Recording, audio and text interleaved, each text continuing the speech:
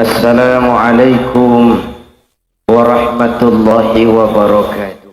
Bismillah walhamdulillah, salatu wassalamu ala rasulillah wa ala alihi wa sahbihi wa mawala, amma ba'du.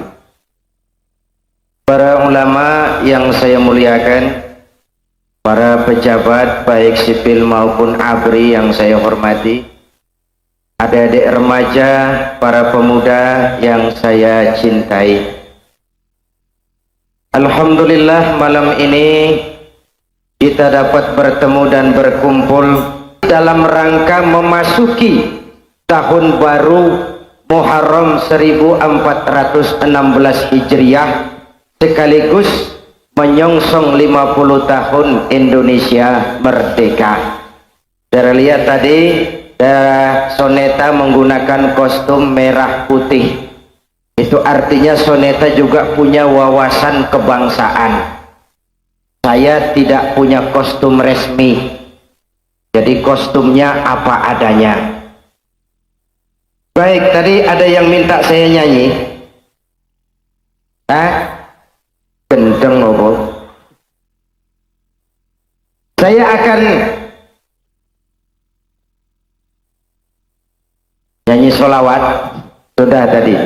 Baik, hadirin yang saya hormati, memasuki tahun baru Hijriah dan menyongsong 50 tahun Indonesia merdeka dalam konteks kehidupan kita sekarang. Bulan Muharram dikenal dengan peristiwa hijrah, pindahnya Nabi dan para sahabat dari Makkah ke Madinah. Kok mau-maunya Nabi dan sahabat itu hijrah ke Madinah, meninggalkan kampung halaman, meninggalkan keluarga yang berbeda akidah, harta yang dibawa hanya sekadar yang mungkin dibawa. Makkah Madinah 450 km. Apa yang mereka cari? Apa yang mereka perjuangkan? Apa yang mereka bela? Jawabannya iman. Apa? Karena iman, mereka pisah dengan kampung halaman tempat di mana mereka dilahirkan. Karena iman, mereka tinggalkan harta dan benda. Karena iman, mereka pisah dengan keluarga yang berbeda akidah. Karena iman kita hidup, untuk iman kita berjuang, dalam iman kita ingin kembali menghadap Allah. Lalu kalau kita adakan analog dengan kemerdekaan, saya tanya, nikmat apa tidak jadi bangsa merdeka? Tapi jangan lupa, terutama adik-adik saya, kemerdekaan yang kita nikmati sekarang ini bukan hadiah Belanda, bukan kado dari si Jepang, tidak turun dari langit seperti turunnya embun di waktu malam. Kemerdekaan tidak muncul hanya dengan simsalabim abracadabra. Kemerdekaan yang kita nikmati ini ditegakkan di atas untayan air mata, cucuran keringat, genangan darah, dan pengorbanan nyawa orang-orang tua kita yang kadang mereka tidak sempat menikmati kemerdekaan ini. Untuk kita, mereka berlinang air mata. Untuk kita, mereka alirkan darah. Dan untuk kita, mereka korbankan nyawa. Wong saya saja kalau ditanya, Saudara Zainuddin, apa jasamu dalam menegakkan kemerdekaan? Saya jawab, tidak ada. Kenapa? Karena tahun 45 saya belum keluar. Itu saya, apalagi yang masih remaja begini, bahannya pun belum ada waktu itu. Tapi kan saya harus jujur, saya kan harus tahu diri. Kalau sekarang saya bisa minum air kelapa, itu karena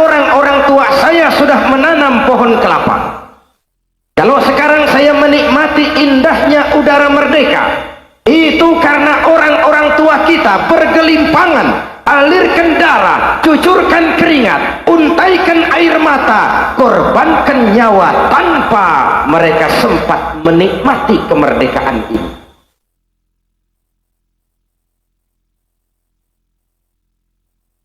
Terus saya boleh tanya lagi dong? Boleh? Dulu orang-orang tua kita berjuang melawan Belanda, senjatanya apa?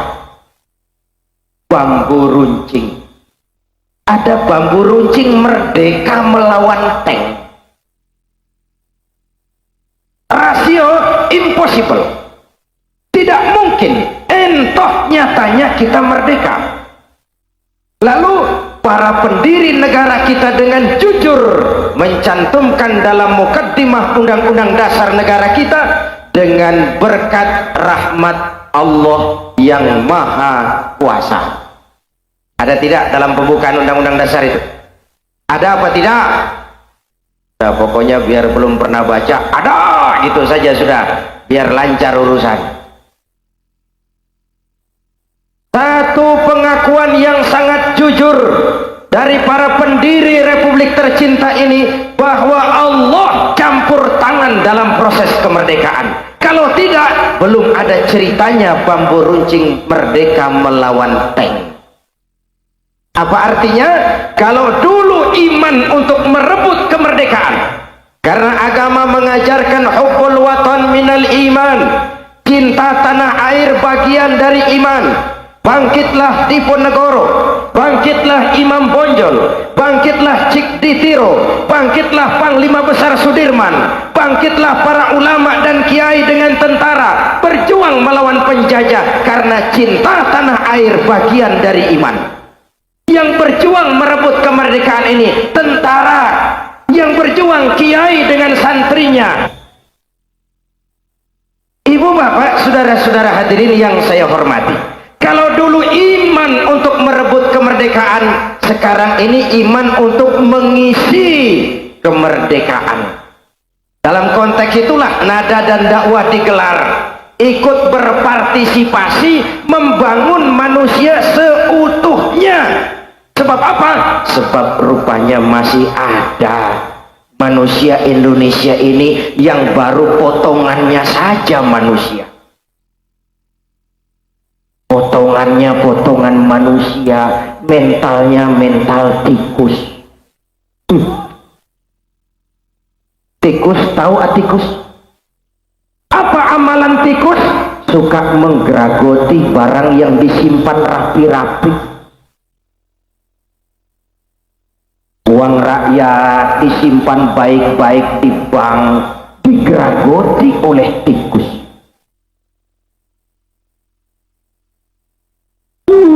Tikus sekarang namanya bagus-bagus. Kadang-kadang manusia Indonesia itu potongannya manusia, mentalnya mental ketek. Tahu ketek? Saudara ke kebun binatang, singgahlah di depan kandang ketek, berikan kacang dimakan, penuh mulutnya. Berikan lagi tangannya megang, berikan lagi kakinya megang, mulut penuh, tangan megang, kaki megang. Temannya yang lain diberikan kacang, dirampas juga. Ketek.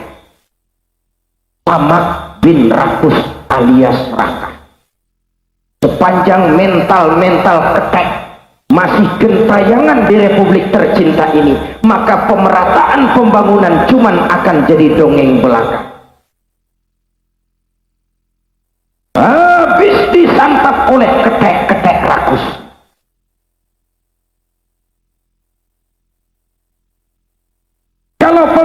Kalau iman untuk mewarnai pembangunan, maka pesan pertama saya malam ini, jagalah iman baik-baik. Ini Malang, Bung. Di Malang, saya kasih tahu ya, ini rahasia soalnya. Di Malang sekarang ini, saya kasih tahu,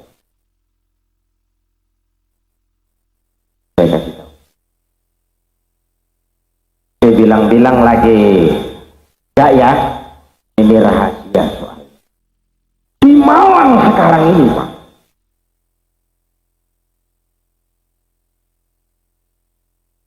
Sudah tahu belum? Kasih tahu. Di Malang sekarang ini rampok-rampok iman, maling-maling akidah, gentayangan. Biar zaman berubah, tapi akidah jangan goyah. Sekali la ilaha illallah sampai mati la ilaha. Sanggup? 12 orang. Sanggup? 21. Sanggup? Nah, kalau sanggup harus konsekuen. Nun sewu mas, kita kalau mengucap syahadat lancar. Kalau tahlil hebat. Oh, mantap. Tapi kering, tanpa roh, tanpa jiwa, tanpa semangat. Padahal itu ikrar. Kalau saya yakin tidak ada Tuhan selain Allah, saya tidak akan menyembah kecuali hanya kepada Allah. Saya tidak akan menggantungkan hidup kecuali hanya kepada Allah. Saya tidak akan pernah takut kecuali hanya kepada Allah. Saya tidak akan melarikan persoalan kecuali hanya kepada Allah. Kadang-kadang sholat menghadap Allah, ingin jadi orang kaya menghadap mbah. Ini namanya iyyaka na'budu wa iyyaka nasta'in. Tidak boleh wong itu paket. Wawunya lil ataf. Kalau iyyaka na'budu maka wa iyyaka nasta'in. Jaga iman baik-baik, wariskan kepada anak-anak kita. Soal pendidikan adik-adik remaja silakan sesuaikan dengan bakatmu, tapi iman tanamkan dulu. Pak, ini anak-anak saya sejak kecil senangnya pistol-pistolan, Pak. Oh, abri itu, Mas. Tanamkan iman. Selesai SMA, kirim ke Magelang, masukkan akabri. Harus ada anak-anak muslim yang masuk akabri. Bukan cuma anak Simatupang. Orang. Harus ada anak Paimin, anak Katijo. Tapi imannya mantap. Nanti dia keluar dari akabri jadi jenderal sekalipun. Jenderal beriman.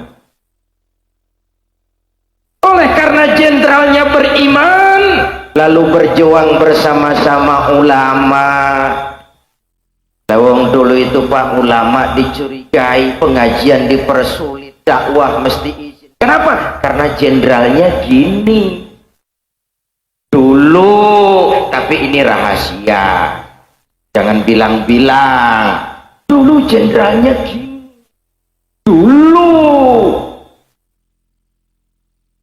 Jangan bilang-bilang. Sekarang saya punya kebanggaan.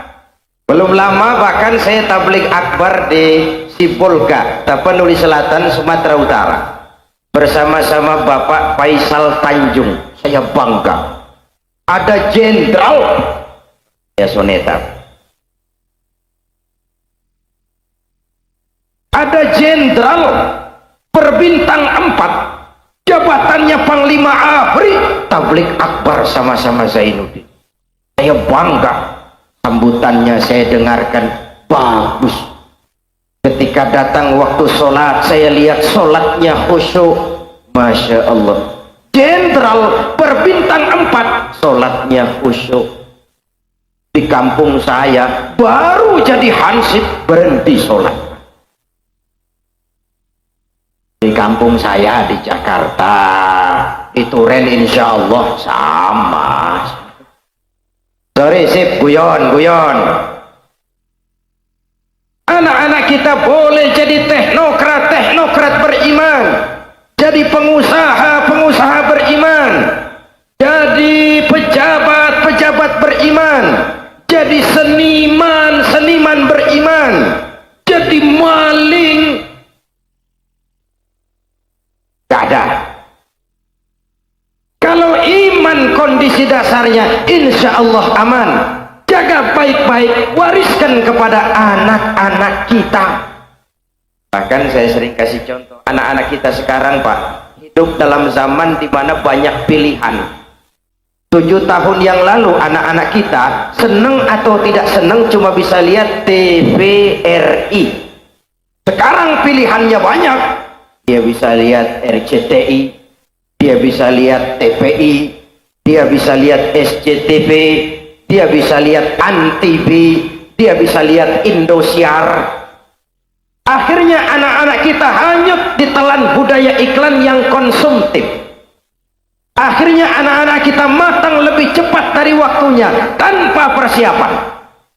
Pantas kalau ada tetangga saya ditanya oleh anaknya yang masih TK, Papa, Tuhan sama Batman kuat mana sih? Masya Allah, Masya Allah. Dia tonton, dia puji, dia kagumi, dia banding-bandingkan menurut logika anak. Kalau tidak didasari dengan semangat keimanan, rapuh akidahnya, goyah keyakinannya, lentur dan luntur imannya. Pesan pertama, hijrah adalah peristiwa penjagaan iman. Memasuki tahun baru Hijriah, menyongsong 50 tahun Indonesia merdeka, harus dengan semangat meningkatkan keimanan. 1. Nusantara FM. Bentar lagi ya. Bentar lagi ya. Biar Bung Haji Roma dan Soneta Group istirahat dulu sebentar. Nyanyi. Gak ada yang ngendangi, ini sudah turun semua. Yang kedua, hijrah adalah peristiwa ukhuwah. Coba lihat. Itu kan waktu terjadi hijrah itu kan orang-orang Makkah kan yang pindah ke Madinah kan dinamakan muhajirin kan, ya kan? Terus kan waktu itu kan orang Madinah kan yang menyambut kedatangan orang Mekah kan dinamakan Ansor kan, ya kan? Lihat sejarah bagaimana orang Madinah menyambut kedatangan orang Mekah yang hijrah. Apa dengan tolak pinggang?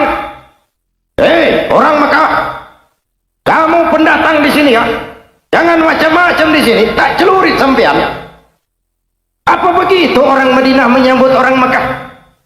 Tidak, melebur, membaur menjadi ummatan wahidah, menjadi satu umat yang satu.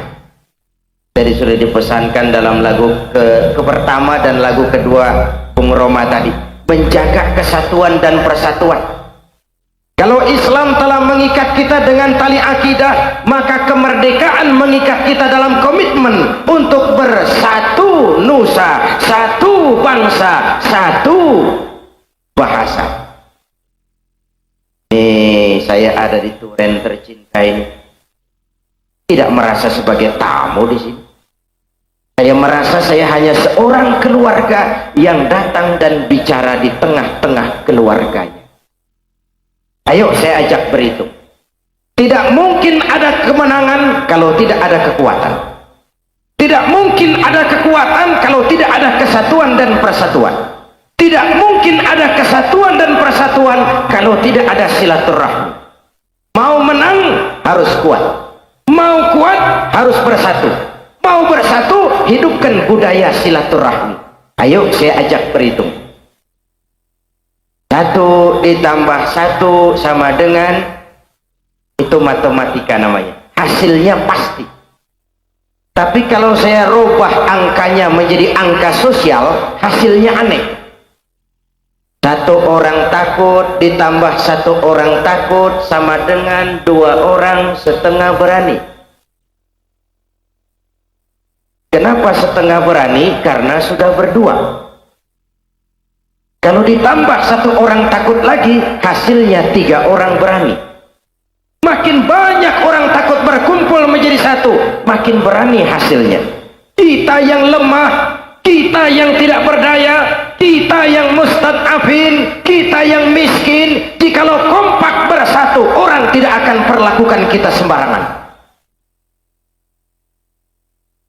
Tapi itu pesan kedua malam ini, tetaplah luruskan shaf, rapatkan barisan, jaga semangat kesatuan dan persatuan, tingkatkan rasa kebersamaan. Saya adalah saudara dan saudara adalah saya. Menghina saudara sama dengan menghina saya, menyakiti saudara sama dengan menyakiti saya. Saya mau cerita, boleh? Mau dengar?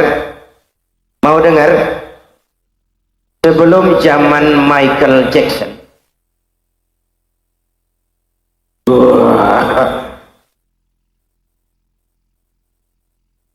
ada seorang penyanyi terkenal dari Inggris. Kasetnya banyak juga beredar di Indonesia. Namanya Cat Stevens. Cat Stevens. Beberapa tahun lalu dia masuk Islam. Setelah masuk Islam lalu berganti nama menjadi Yusuf Islam. Tidak sekedar masuk Islam, dia juga mengamalkan Islam. Tidak sekedar mengamalkan Islam, dia juga mendakwahkan Islam. Hasil dia show, rekaman dan nyanyi, dia infakkan sebagian. Tidak banyak, sekitar 2 juta dolar. Uang kita kira-kira 4,5 miliar. Dengan uang itu dia dirikan Islamic Cultural Center di London. Dari situ dia dakwah ke seluruh daratan Eropa. Suatu saat dia ditanya oleh wartawan, Stephen, apa yang paling menarik perhatian Anda sampai memilih Islam?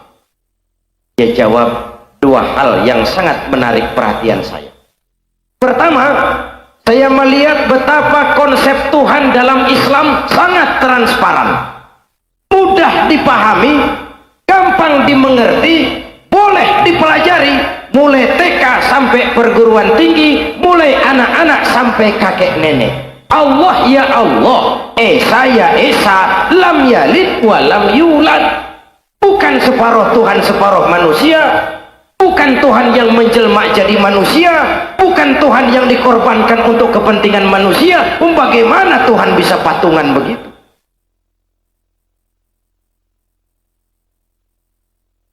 Jadi dalam Islam, kata Stephen, saya percaya kepada sesuatu yang saya mengerti, bukan percaya kepada yang saya tidak mengerti, tapi harus saya percaya. Saya percaya kepada yang saya mengerti. Dan memang anak kita sejak TK sudah belajar keyakinan tentang Allah. Betul? Betul? Ibu bapak, saudara-saudara. Lalu yang kedua, kata Stephen, kenapa saya masuk Islam? Saya ini pada awalnya, cerita Stephen, adalah pengagum berat Amerika. Sebagai pahlawan hak-hak asasi kemanusiaan, sebagai penegak demokrasi, yang pagi-pagi di dalam dia punya Declaration of Independence sudah mencanangkan that all men are created equal. Saya juga nggak ngerti itu, Pak. Sok-sokan aja, yang penting kan penampilan, ya usilah aja sih. Bahwa semua manusia dilahirkan sama. Saya kagum dengan Amerika. Sampai satu saat, kata Stephen, saya berada di New York. Saya mau makan, masuk sebuah restoran. New York tahu toh? New York tahu kan? New York dari Pasuruan ke kanan. Saya mau masuk restoran, saya tertegun. Kenapa? Di pintu restoran ada tulisan white only. White only. Hanya melayani kulit putih. Sing kulit ireng minggir. Kata Stephen, aku gelo. Katanya all men are created equal. Semua manusia dilahirkan sama. Laiki kok tegel-tegele, kok sampai hati bikin tulisan hanya melayani kulit putih. Sampai saya lihat betapa dalam Islam putih dan kulit hitam duduk berdampingan. Masjid sebagai simbol semangat kebersamaan. Siapapun masuk masjid, buka sepatu. Kopral datang lebih dulu, silahkan di depan kopral. Jenderal datang belakangan, di belakang aja jenderal. Tidak ada tempat fit ketika sholat. Di sana mereka menghadap ke arah yang sama, menyembah Allah Tuhan yang sama, mengikuti cara Rasul yang sama, melakukan gerak yang sama, membaca bacaan yang sama, dengan bahasa yang sama. Itulah semangat persamaan. Persaudaraan ini yang saya rindukan. Karena itu, dengan gelar nada dan dakwah malam ini, mari kita tingkatkan terus semangat kebersamaan. Jaga kesatuan dan persatuan, luruskan saf, rapatkan barisan. Ibu bapak, saudara-saudara hadirin yang saya hormati, hijrah peristiwa ukhuwah, kemerdekaan mengikat kita dalam komitmen satu nusa, satu bangsa, satu bahasa. Islam mengikat kita, an-nasu kulluhum li Adam wa Adam min turab, la fadla li arabiyyin ala ajamiyyin illa bittaqwa. Seluruh manusia berasal dari Adam. Adam diciptakan dari tanah. Tidak ada kelebihan Arab dengan yang bukan Arab kecuali takwanya. Ini peristiwa yang kedua. Yang ketiga, hijrah adalah perjalanan ibadah, bukan paket wisata. Mereka tinggalkan kampung halaman untuk ibadah. Mereka tinggalkan harta benda karena mau ibadah. Mereka tempuh gurun pasir yang gersang karena ibadah. Para pahlawan bangkit berjuang melawan penjajah karena ibadah. Kita isi kemerdekaan dengan pembangunan, bagian daripada ibadah. Tadi lagu keberapa itu ya?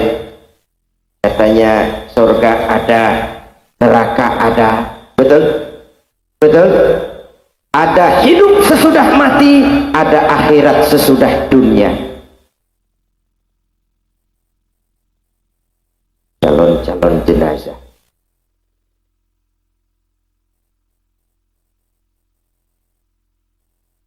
Calon lurah belum tentu jadi lurah. Calon bupati saingan banyak mas. Calon jenazah. Wa tilkal ayyamu nudawiluha bainan nas. Hari itu kami putar di antara manusia. Orang kaya mana yang tidak mati? Pejabat mana yang tidak berhenti? Orang terkenal mana yang hidup terus?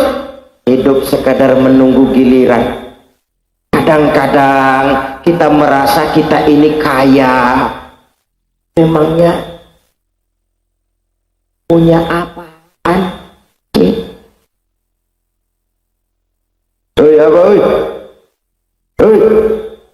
Tenang-tenang saja lah kau. Duduk.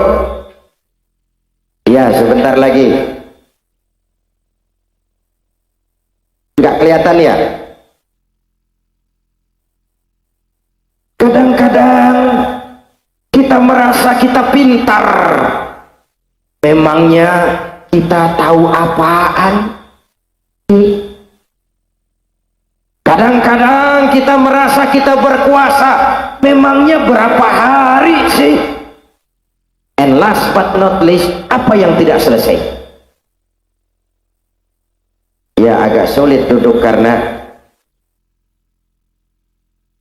ya yang agak di depan silakan duduk, yang belakang terhalang kayaknya tuh.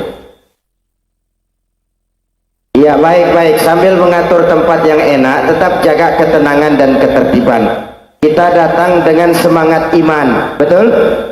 Kita datang dengan semangat persaudaraan, betul? Karena itu jagalah ini. Mari kita buktikan bahwa kita adalah umat yang cinta damai. Kita adalah umat yang tenang dan tertib. Kita adalah umat yang cinta satu dengan yang lainnya. Karena itu buat yang di belakang tidak penting kelihatan, yang penting suaranya kedengaran. Mudah-mudahan yang di belakang pahalanya lebih besar daripada yang di depan. Amin. Amin. Saya lagi cerita apa tadi? Hidup ini sekadar menunggu giliran. Apa apa yang tidak selesai? Korun itu Pak katanya kaya sekali. Kunci gudang hartanya dibawa unta. Korun mati. Sampai sekarang tidak pernah kembali. Sebut nama orang-orang kaya di dunia ini. Paul Getty, Raja Minyak Amerika, modar. Henry Ford, Raja Mobil, mati. Rockefeller, bankir terkenal, lewat. Aristotle Onassis, Raja tanker Yunani, mati. Fir'aun katanya gagah mau jadi Tuhan, mati. Hitler mau menguasai dunia, malah bunuh diri. Benito Mussolini mati. Napoleon mati. Jenderal-jenderal mati. Apalagi Satpam. Sorry Pam, guyon. Apa yang tidak selesai? Apa yang tidak berakhir? Wong hidup cuma nunggu giliran. Mati itu nanti Pak, tapi jangan lupa nantinya bisa besok pagi loh Pak. Nantinya bisa besok sore. Nantinya bisa minggu depan. Nantinya bisa bulan depan. Nantinya bisa tahun depan. Kalau saja tidak ada hidup sesudah mati, kalau saja tidak ada akhirat sesudah dunia, kalau saja tidak ada surga dan neraka, persilahkan hiduplah saenae. Perlu saenae udelmu dewe. Sayang, ada hidup sesudah mati, ada akhirat sesudah dunia. Ini harus jadi rem. Iya, saya memang kepengen jadi orang kaya, tapi kalau makan renten besok dikubur, piye to aku? Iya, saya kepengen cepat kaya, tapi kalau menipu orang besok di akhirat bagaimana? Iya, saya kepengen cepat kaya, tapi kalau buka peternakan tuyul besok di akhirat bagaimana? Iya, saya kepengen cepat terkenal, tapi kalau jilat atas injak bawah, sikut kiri dan kanan, teman jadi lawan, lawan jadi teman, di akhirat bagaimana? Ada rem. Akan suap. Ibu bapak, ibu saya tanya, mau ke Jakarta? Semua mau ke Jakarta? Naik mobil mau? Mau. Gratis tidak bayar? Mau? Mau. Tidak pakai rem? Mau? 12 Pak, bunuh diri. Manusia kalau sudah lepas dari kontrol keyakinan akhirat, brutal. Tidak ngerti halal haram, tidak tahu hak dan batil, tidak ngerti mana yang pantas, mana yang tercela, segala cara halal, dan itu caranya PKI.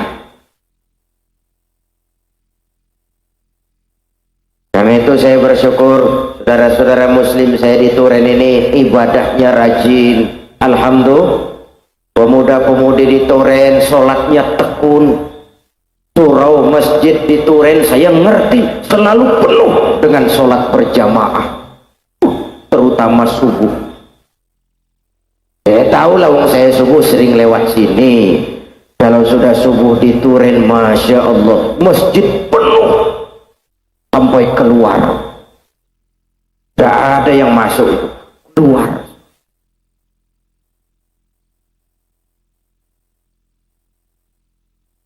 Kita ibadah itu apa untuk menggembirakan Allah? Tidak. Apa untuk menyenangkan Tuhan? Bukan. Jangankan sak Duren, jangankan sak Malang, jangankan sak Jawa Timur, sak Indonesia tidak ada yang ruku dan sujud, Allah tidak akan turun dari jabatan Tuhan. Sholat itu bukan perlunya Allah.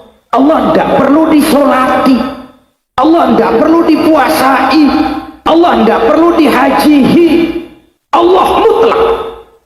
Ibadah yang kita kerjakan manfaatnya akan kembali kepada diri kita. Oleh karena itu, waktu hidup ini berjalan dengan singkat. Manfaatkan baik-baik. tingkatkan ibadah, baik yang langsung dengan Allah maupun yang tersalur melalui kehidupan sosial kemasyarakatan. Kita pun datang kemari dalam kerangka ibadah itu. Betul? Betul? Karena itu saya percaya kalau nanti acara sudah selesai, kita mengikuti soneta pada season yang kedua nanti, lalu acara selesai, saya yakin kita semua akan meninggalkan stadion ini dengan tetap menjaga ketenangan, ketertiban, dan jangan sampai terjadi hal-hal yang tidak kita inginkan. Ibu bapak, saudara-saudara hadirin, kalau hijrah adalah perjalanan ibadah, kalau perjuangan merebut kemerdekaan juga bagian daripada ibadah, maka kita harus meningkatkan nilai-nilai ibadah itu. Ada surga, ada neraka, ada hidup sesudah mati, ada akhirat sesudah dunia. Betul? Betul? Kalau mati dibawa kemana? Kuburan itu rumah masa depan. Lunas. Rumah masa depan itu apa yang arsitekturnya gaya Spanyol? Bukan. Yang lantainya marmer Itali? Tidak. Yang karpetnya dari Persia? Lain. Rumah masa depan. Bukan.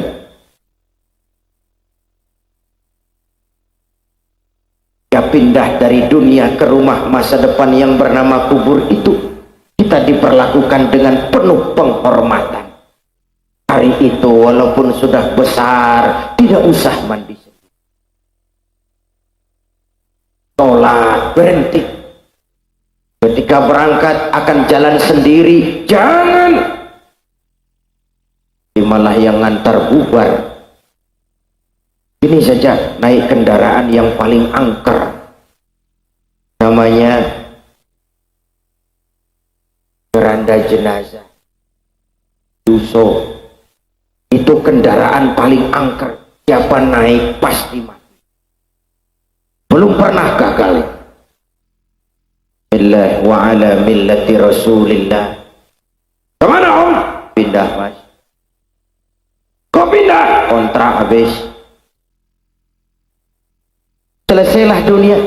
Berangkatlah yang berangkat dan tinggallah yang tinggal. Kalau gajah mati, masih tinggalkan gading. Kalau harimau mati, masih tinggalkan belang. Kita ingin jasad boleh hancur terkubur tanah, tapi nama akan dikenang 1000 tahun yang akan datang. Kebaikan yang kita tinggalkan sekarang ini.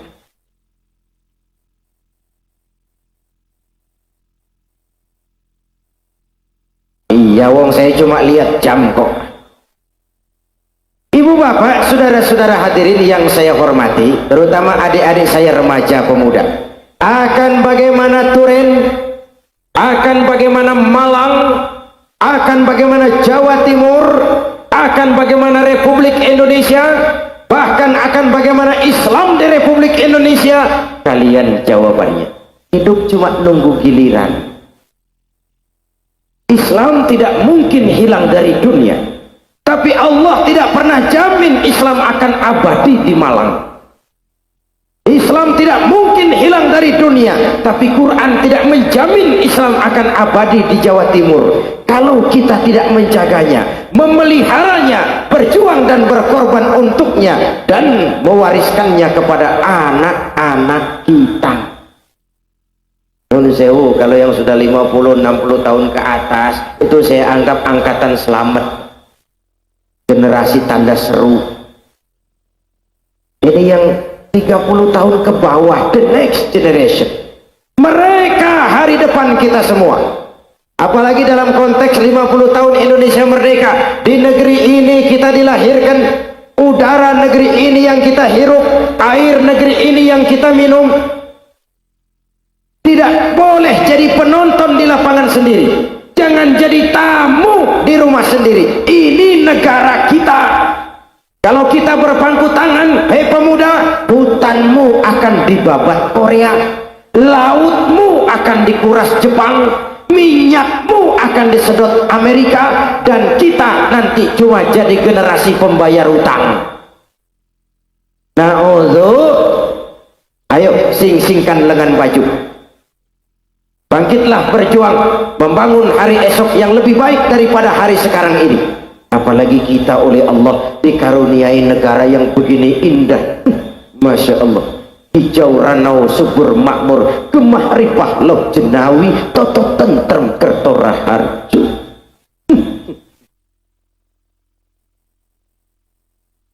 Sampai teman saya orang Arab pernah bilang kepada saya, indah Indonesia guys, Indonesia bagus, Indonesia bagus. Saya bilang bagus apanya Om Arab? Indonesia negeri Tuhan subur sekali.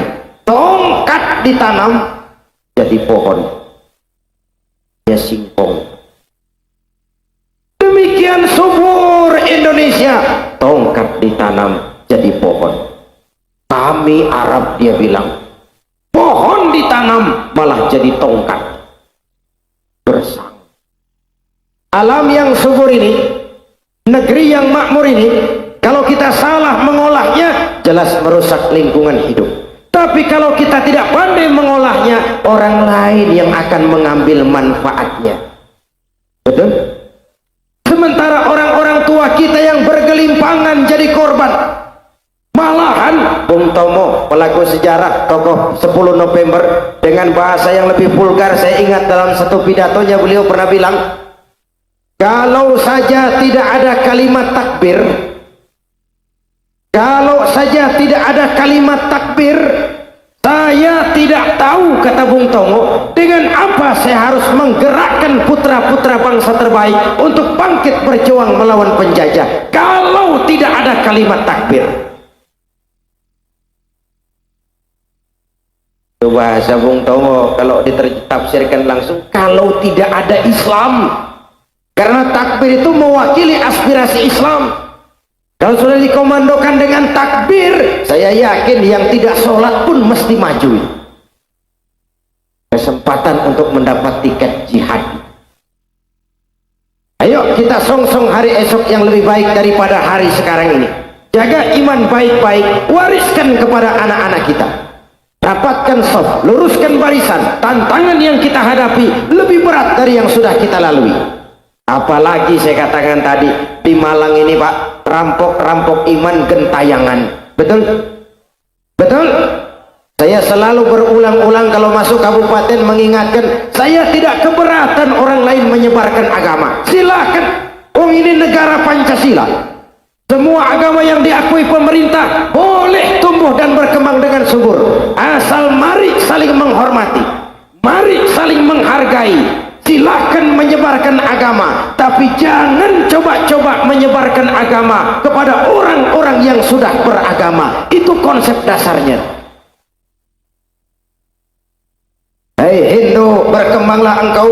Hei Buddha, berkembanglah engkau. Hei Kristen, silahkan engkau berkembang, tapi mari di atas prinsip saling menghormati. Saudara-saudaraku umat Islam, tidak boleh membangun masjid di tengah lingkungan orang Kristen. Islamnya cuma 3 orang, lainnya Kristen semua, bangun masjid. Wajar kalau diprotes. Itu merusak kerukunan. Jelas? Jelas? Pun sebaliknya, Tuan Pastor, Romo Pendeta, ibu-ibu suster, pihak Dewan Gereja Indonesia, tolong tuan-tuan berhenti membangun gereja di tengah lingkungan umat Islam. Itu merusak kerukunan. Jelas? Jelas? Oh, saya ngerti, ini memang dipola, ini memang diproyek. Karena itu saya ingatkan saudara-saudara saya muslimin, tidak usah ragu-ragu. Negara kita negara hukum, betul? Jangan main hakim sendiri. Kalau di daerah saudara tidak ada Kristennya, atau kalau ada cuma 2-3 orang saja, lalu dibangun gereja, saudara tidak usah ragu-ragu, lapor ke wasit. Siapa wasitnya? Pemerintah. Lurah, Pak Camat, Pak Bupati, Pak Danramil, Pak Kapolsek, Pak Dandim, Pak Kapolres. Pak Wasit, Pak Wasit. Pak Mas, lapor Pak. Apa? Offset. Tahu offset? Lewat garis. Tidak ada muslimnya kok bangun masjid, untuk apa? Tidak ada Hindunya kau bangun candi, untuk apa? Tidak ada Budanya kau bangun wihara, untuk apa? Tidak ada Kristennya kau bangun gereja, untuk apa? Offset. Wasit harus cepat dan tegas. Kenapa Pak Wasit? Offset Mas, tidak bisa. Tidak ada Muslim di sini, kenapa bangun masjid? Tidak ada Kristen di sini, kenapa bangun gereja? Offset. Lalu tendangan bebas.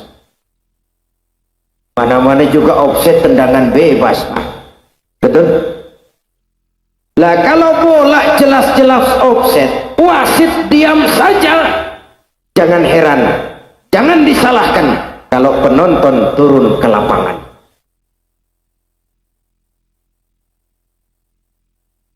Kalau penonton sudah turun ke lapangan, insya Allah pertandingan kacau. Betul? Supaya pertandingan tidak kacau, penonton jangan turun ke lapangan. Supaya penonton tidak turun ke lapangan, wasit harus tegas. Supaya wasit bisa tegas, jangan mau kalau disuap. Jelas? Jelas? Mari saling menghormati, mari saling menghargai, tapi tetap dalam batas lakum dinukum. Zainuddin tidak pernah bawa-bawa Quran masuk ke rumah-rumah orang Kristen. Romo pastor, tuan pendeta, ibu suster, tolong berhenti bawa-bawa beras, supermi, pakaian masuk ke rumah-rumah orang Islam. Mari saling menghormati, mari saling menghargai. Saya kan bisa saja komandokan, hei pemuda Islam, ayo ambil Quran, rame-rame masuk ke rumah orang Kristen, Islamkan mereka. Tidak, lakum dinukum. Bagi Tuhan agama Tuhan, bagi kami agama kami. Kami hormati Tuhan, Tuhan hormati kami. Silakan tuan-tuan menyebarkan agama, asal jangan kepada orang yang sudah beragama. Ini yang harus kita jaga. Keluar, saya wajib memberikan peringatan. Ke dalam, kita harus bikin benteng yang tangguh. Barat bal-balan di Malang ini Pak, serangan berat. Tidak usah berpikir mengadakan serangan balasan, bisa jaga gawang saja lumayan. Ya Bu, ya Bu, gawang ibu jaga. Loh, ini apa pesan Zainuddin? Enggak Mas, ini pesannya Allah. Qu anfusakum wa ahlikum, jagalah dirimu,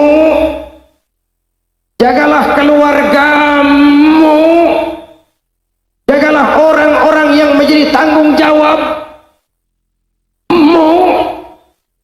sampai terjerumus ke jurang neraka.